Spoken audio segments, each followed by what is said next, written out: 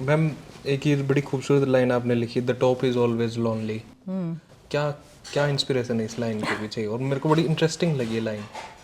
देखिए, किताब ही मैंने उससे शुरू की है, हम्म। टॉप इज़ वेरी लोनली, क्योंकि मैं बताना चाहती थी कि प्रधानमंत्री बहुत ह्यूमन होता है, हम्म। आपके मेरे तरह। उसकी भी फीलिंग्स हैं, उसकी भी प्रॉब्लम्स हैं, और इतनी बड़ी समस्याओं को उसको टैकल करना पड़ता है, निर्णय लेने पड़ते हैं जिसका असर करोड़ों लोगों पे पड़ेगा और अक्रॉस जनरेशन्स पड़ेगा।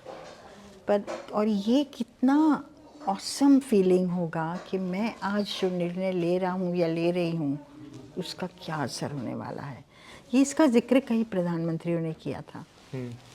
इसलिए मैंने कहा कि टॉप टॉप किसी भी संस्था का टॉप जो होता है ना, वो बहुत लोनली पोजीशन है, क्योंकि कहते हैं ना, buck stops with you, ultimate decision तुम्हारी है। और सरकार का तो और भी होता है उतना बड़ा, और ख़ासकर हिंदुस्तान में जहाँ सरकार को माई बाप मानते हैं लोग और लुकअप करते हैं, वहाँ और भी। पर मैम, इमोशनली अपने कई किसी पॉइंट पे तो इंसान को लगता होगा कि मेरे को कुछ ना शेयर करना चाहिए, या वो सारे मैकियावेली पढ़ के बैठे होते हैं कि ना शेयर किया और गए, खत्म हो जाएंगे। नहीं, शेयर करना चाहिए किस मायने में? कुछ चीज़ें, कुछ जो प्राइम मिनिस्टर के दिमाग में है, अपने डिसीजंस के बारे में है वो कोई। अपने क्लोज लोगों से तो शेयर करते ही हैं ना, हम्म। कि और पूरी कैबिनेट होती है जिनसे सिलसिला मशवरा हो, और उसके बाद कोठरी होती है, हर प्रधानमंत्री की कोठरी है, और उस कोठरी में ज़रूरी नहीं कि सिस्टम के अंदर के लोग हैं, अधिकतर बाहर के लोग होते हैं जिनको वो ज़्यादा ट्रस्ट करते हैं।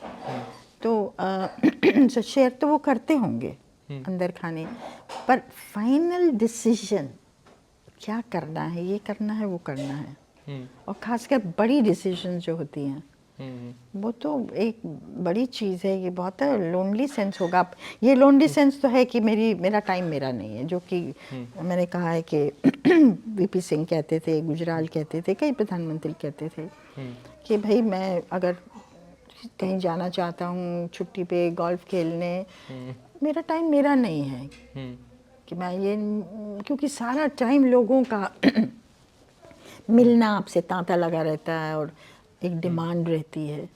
तो ये चीज़ तो है अपनी जगह, पर लोनलीनेस इन द सेंस कि डिसीजन की जो इनॉर्मिटी है, उसका श्रेय, उसका बर्डन इधर जाएगा या उधर जाएगा, उसका असर तो मेरा होगा ना, वो जिम्मेवारी तो मेरी है अल्टीमेटली।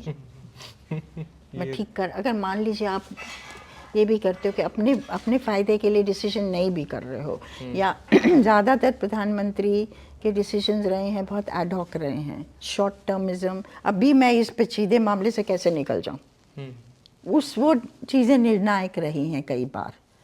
पर मान लीजिए वो निर्णायक नहीं भी हों, आप कहें नहीं तो मैं तो बिल्कुल अगले 50 साल में हिंदुस्तान पे इसका क्या असर होने वाला, वो मेरा गाइडिंग स्टार होगा, तो भी निर्णय तो आपका होगा। और ये बहुत औसम चीज़ है। और जो मैंने कहा ना, लोनलीनेस, इंदिरा गांधी ने उसको एक वेपन बनाया। मतलब जैसे आप आए इंदिरा गांधी के को मिलने, तो वो अपना कागज़ पे कुछ बनाती रहती थी, ज़्यादा बोलती नहीं थी, अपना माइंड नहीं देती थी, तो उनको आभास होता था आपके बारे में, आपको आभास नहीं होता था वो उनके बारे में कि क्या करने जा रहे हैं, वो क्या उनके मन में है।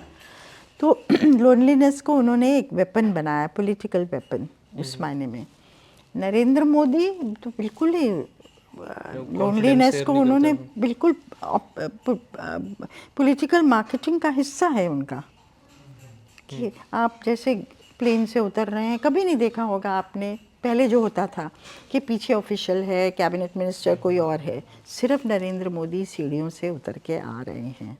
किसी भी जगह आप देख लीजिए कि कोई उद्घाटन होता है या सरदार पटेल की मूर्ति है, उसके सामने नरेंद्र मोदी के साथ और कोई नहीं है, अकेले खड़े होंगे।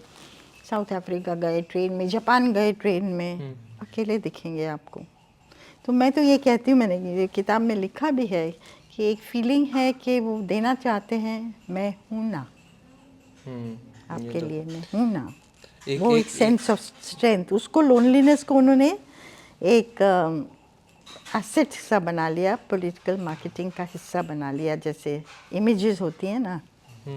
एक इंटरव्यू में उन्होंने कहा भी है, पर मेरे पास भी ऐसा कोई बंदा है या आदमी है मेरा क्लोज कॉन्फिडेंट जिनसे मैं सारी बातें शेयर कर लेता हूँ। वो होगा, वो होगा, क्योंकि हर एक की अपनी, जैसे मैंने कहा, कोटरी होती है, ट्रस्टेड लॉयलिस्ट होते हैं जिनसे वो बात करते हो, वो सही है।